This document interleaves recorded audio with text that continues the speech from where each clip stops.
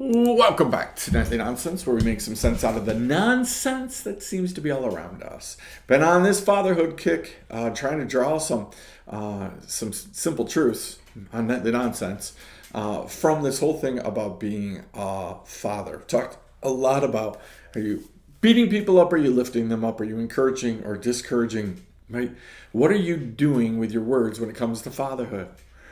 Again, I want to talk a little bit tonight. Again, this isn't just about fatherhood. You can put anything in here, right? Fill in the blank. Work hood, right? Motherhood. You can be a whole bunch of things can go in here.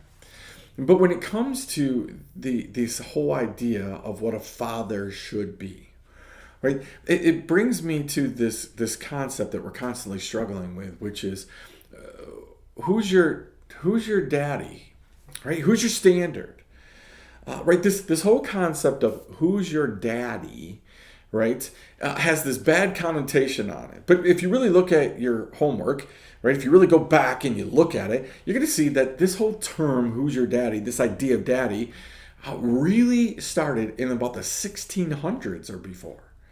And it was this concept of submission. And it could be for men or it could be for women. So, you could look at a woman and say, who's your daddy, right? You could look at a man and say, who's your daddy? You could look at your kids and say, who's your daddy?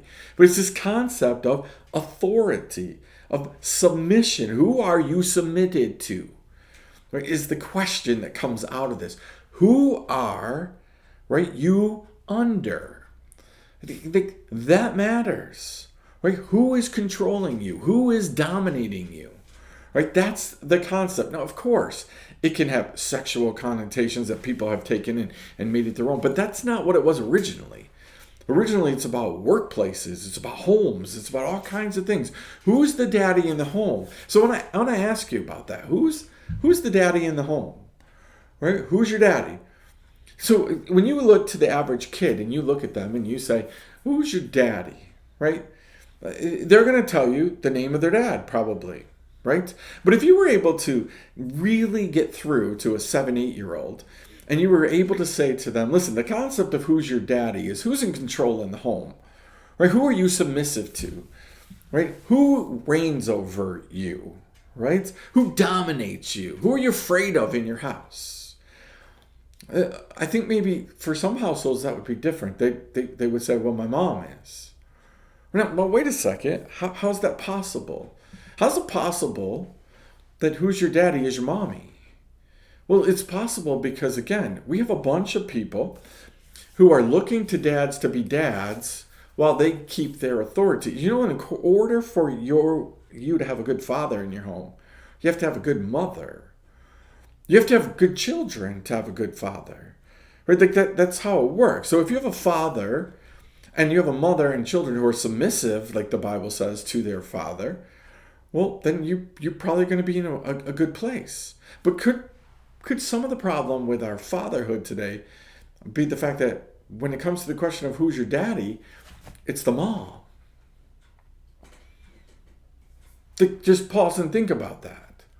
How can you have both? How can you have a good father in the house when who's the daddy question is your mom? That's a problem.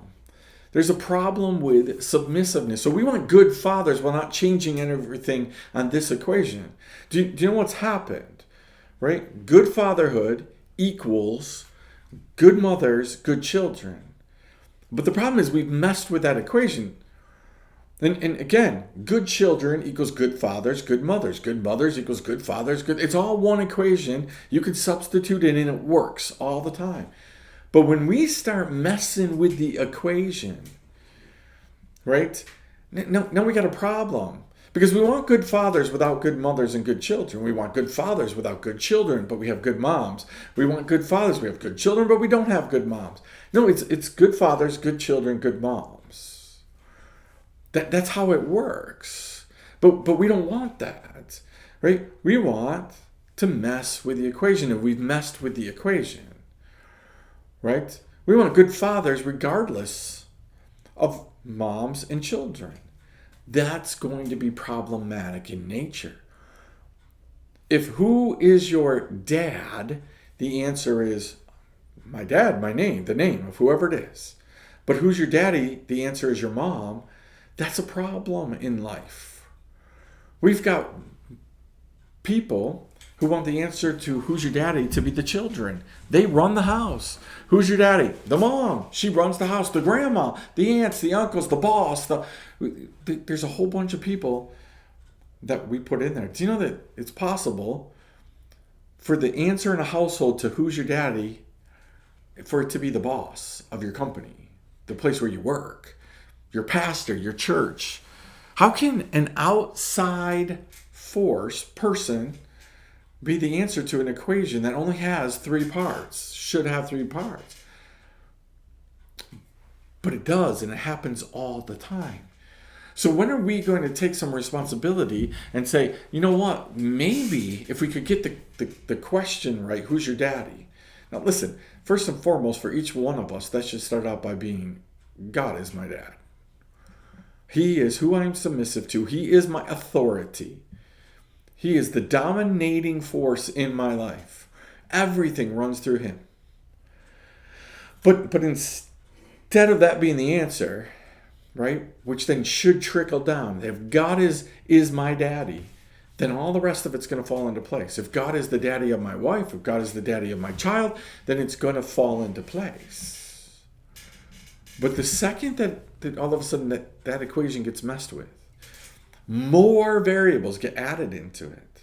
There are a lot of kids who would say to the question, who's your daddy? They would say, my dad's job, my mom's friends, right? Church.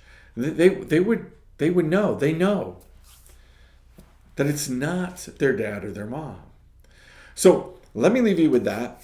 Let me let you chew on the question, who's your daddy? And we'll come back tomorrow night and we'll talk about it again.